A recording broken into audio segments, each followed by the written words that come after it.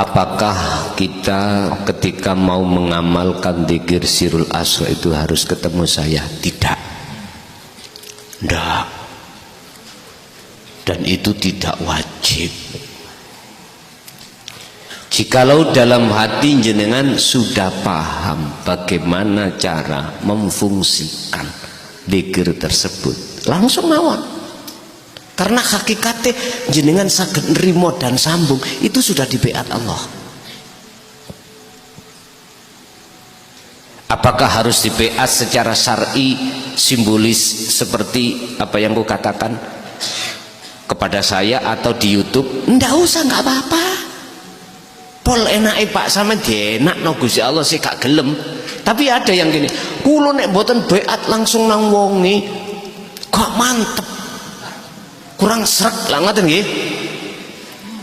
Asal kula rada nyeneni. Mohon maaf nggih. Niku potongan kita hati yang terkontaminasi dengan kaidah jobo. Wis ah. Memang Pak, namanya ta'limu ta'lim itu harus ada guru, ada murid, ketemu. Lah ngoten ta? Sarengate. Sekarang ayo tak lebokno keterangan yang memberikan keterangan pada si guru itu, jikalau nggak ada Allah di situ bisa tak? Lah mboten saged toh? Lho terus apa bedane Allah yang ada di guru menungso ambek ning YouTube? Muncul suarane. Habis sampai muncul suarane kalau Allah saged muncul. Apa bedane? Wis gak usah dibikin pusing, Pak. Jikalau secara dohir gak ketemu loh ya, syariatnya gak ketemu, sing penting sampean iku ketemu hakikate Gusti Allah ning kono. Iku lho ingkang kula maksud.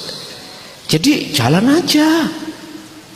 Bon, 1, 2. Apakah untuk mencapai tingkatan makrifat itu harus kita itu melakukan dulu tahapan-tahapan syariat, thariqat, hakikat, makrifat? Ngoten nggih.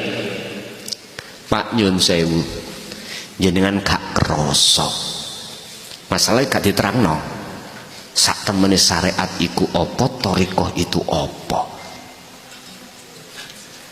Kalau boleh saya katakan lewat konten ini, syariat itu adalah ilmu tentang masalah aturan fisik. Itu syariat. Makan diatur di dalam ilmu syariah. Bagaimana menurut orang Islam makan harus tangan kanan apa tangan kiri, bagaimana aturannya diatur apapun. Sehingga di dalam syariat itu ada istilah ibadah itu macam 2, mahdoh dan ghairu mahdoh, murni dan tidak murni. Dan ini ada ilmunya. Ilmunya itulah Pak disebut syariah. Udah. Sekarang thariqah. Thariqah itu jalan, fasilitas yang tujuannya adalah untuk bertemu Allah. Contoh sholat. Nama sholat itu adalah thariqah. Jalan itu. Zakat jalan, poso jalan, ibadah murni semuanya nama itu adalah thariqah. Itu jalan. Jenengan pun dangkal thariqah itu ya yang itu loh, yang kumpulan-kumpulan itu. Kan wonten thariqah mutabaroh, ya tak? Tapi ironis kayak rebut-rebutan. Ake-akean pengikut, unggul-unggulan gitu.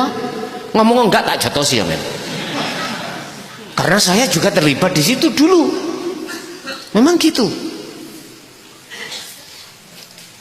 Mohon maaf, kami tidak bicara thariqah yang seperti itu.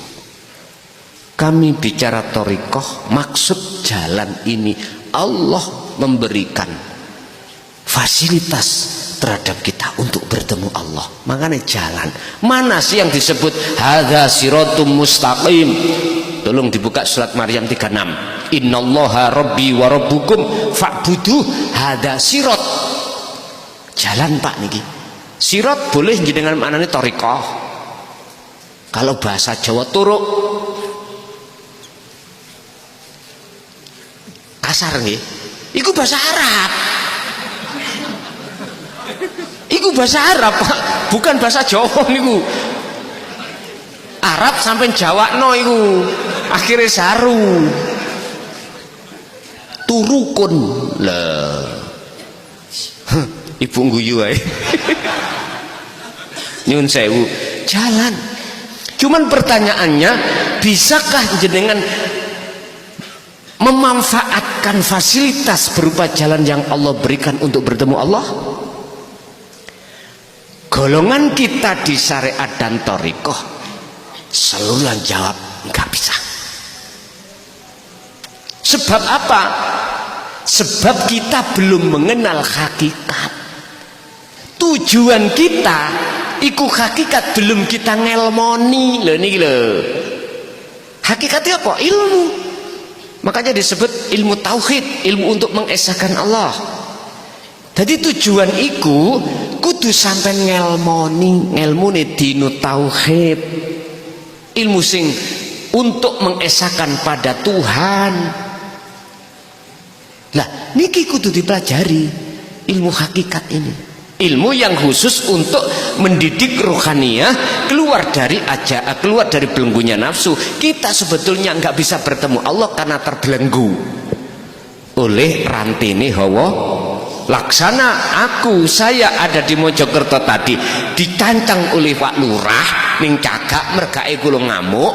Apa bisa dugi Sidarjo Sepandi? Mboten saged. Sama dengan itu, jikalau hati kita telah dirantai oleh nafsu, maka nggak akan bisa kita itu datang sampai menuju datang Gusti. Mboten saged, tidak bisa. Makanya itu harus lepas.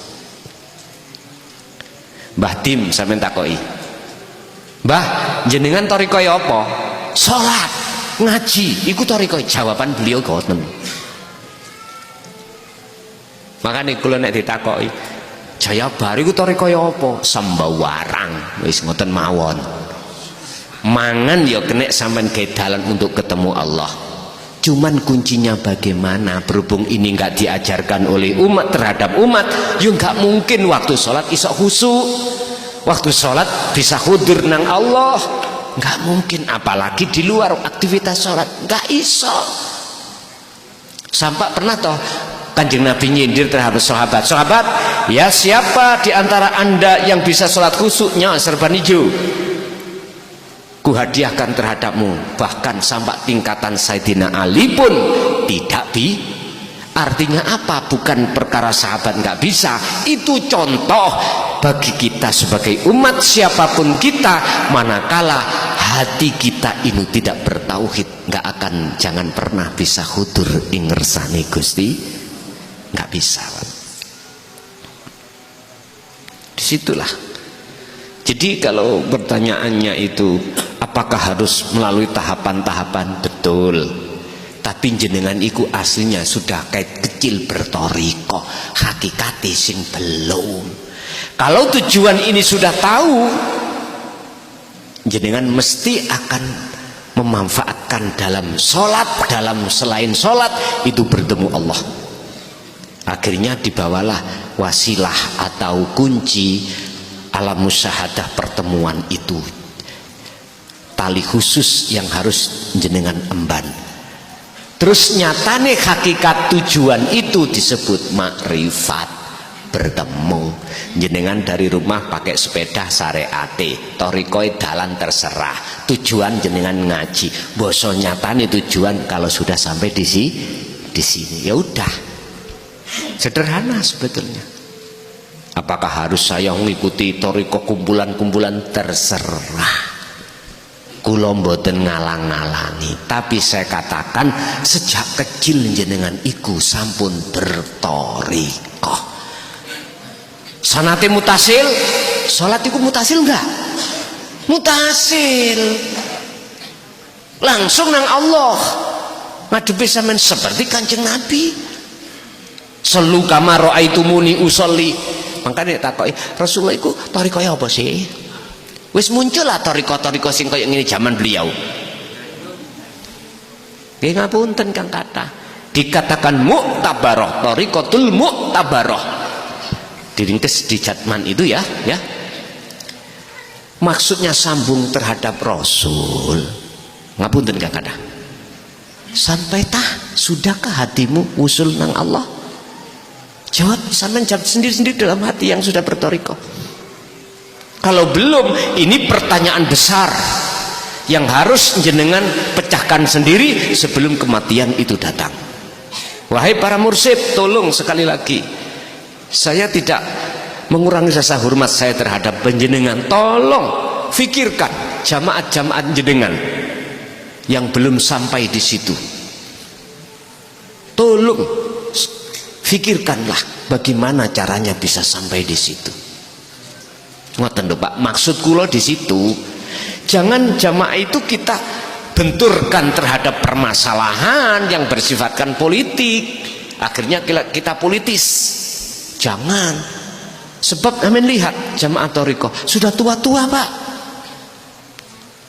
paling tidak umur 40, 50, ada yang 70, 80, puluhan tahun Pak. Saya tanya pada hatinya, sudahkah ketika suluk Anda itu usul pada Allah? Kalau belum, apa sebabnya? Kalau iya, kuncinya dari mana? Itu harus diterangkan.